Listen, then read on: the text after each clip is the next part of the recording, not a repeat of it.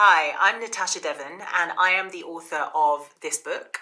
It's called Toxic, and it's a YA novel about the impact it can have on your mental health when a friendship turns sour. And I'm going to read a part of it to you. The part I'm going to read is when our protagonist, Luella, has just had a panic attack. She has an anxiety disorder, which she thinks she has under control. And then she meets this girl who's the new girl in her sixth form called Aretha. And the way that Aretha treats her is part of the reason that her anxiety disorder starts to resurface. So Aretha and Luella have just been to a photo shoot. And Aretha becomes jealous because Luella has a glow up courtesy of a makeup and hair artist called Crystal, and becomes way more attractive than either of them thought that she could ever be. And as a result of her jealousy, she kind of dumps Lou and leaves her in London, where the photo shoot took place. Now, Aretha's very familiar with London. She used to live there, but Luella's not really. She doesn't know her way around. So suddenly she's lost and she's got to try and find her way home. She's also kind of wondering, what have I done to deserve this treatment? And as a result of that, she ends up having a panic attack on the bus. So this is when we join Luella trying to find her way home and in the midst of a panic attack. I hadn't had a full-on panic attack in over a year, but I remembered enough to know that one was now inevitable. There was nothing I could do to fight it. My head was swimming, my vision blurred. I was distinctly aware that I was emitting a wheezing sound each time I exhaled. I felt like I was drowning. No one around me even glanced in my direction. Every seat on the bus had now been filled, so I crouched on my heels, tucking my chin into my chest. I felt that we were coming to a stop again. Without pausing to consider what I was doing, I flung myself through the doors and onto the street, gulping in huge lungfuls of what passed for fresh air in this part of the city. The red plastic chair of the bus stop I found myself at now seemed like the most inviting place on earth. I lowered myself heavily onto it, shaking with tears streaming down my face. After what could have been seconds, minutes, or hours, I finally felt strong enough to look up. I tested my balance, placing my weight onto one foot and then two. I still felt lightheaded, but my vision and hearing were returning back to normal. There was a dull pain in my chest, but it too was dwindling. It seemed the episode was passing. I took in my surroundings.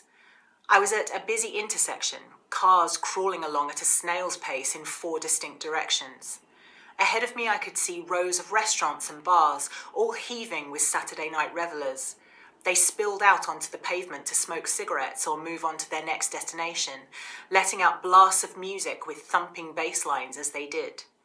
A pizza place was to my left, a Vietnamese restaurant to my right, and in the distance I could just about make out the gleaming spire of the Gherkin. A woman I'd guess was in her early 20s was striding down the road purposefully towards me. She wore a chunky scarf looped around her shoulders, skinny jeans, and silver loafers. Her hair was shaved on one side and fell in short post-bok red waves on the other.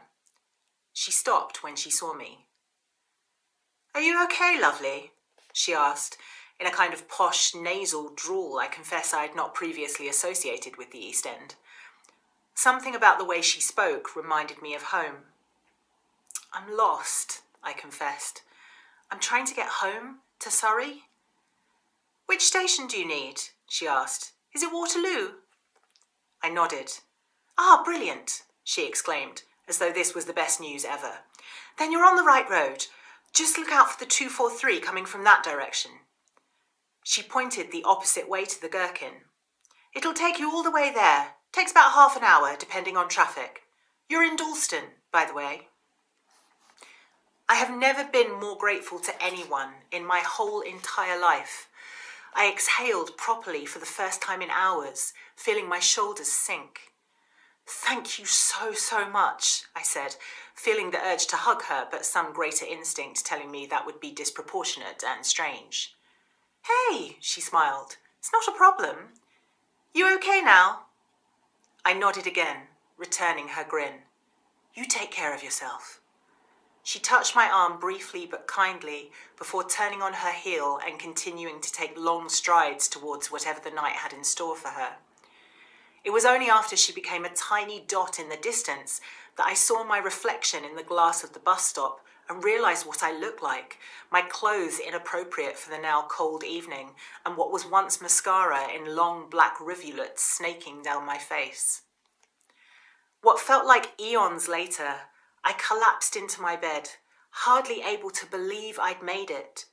I was exhausted in that way you only know if you've had a panic attack and you've experienced the sensation of adrenaline coursing into and then leaking out of every cell in your body. Blearily, I reached for my phone charger, ready to tuck my mobile away on the little stand on my bedside table where it lived overnight. I had a message from Aretha.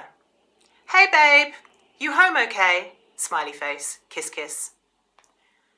I didn't know how to reply. I didn't want to be a drama queen, but I also thought she should know it hadn't been easy for me to find my way back after she dumped me unceremoniously. Shakily, I typed, just got in. Bit of a mission getting home. Had huge panic attack on bus. Kiss. Seconds later, my phone beeped again. Oh, babes, you poor thing. At loud party, but we'll call tomorrow so you can tell me what happened or cry it out. Whatever you need. Heart emoji. Hope you're okay. You know you can talk to me about anything. Love you. Kiss, kiss. Kiss, kiss. Hope you enjoyed that, and if you want to read the rest of the story, you should be able to find a copy of Toxic in your library.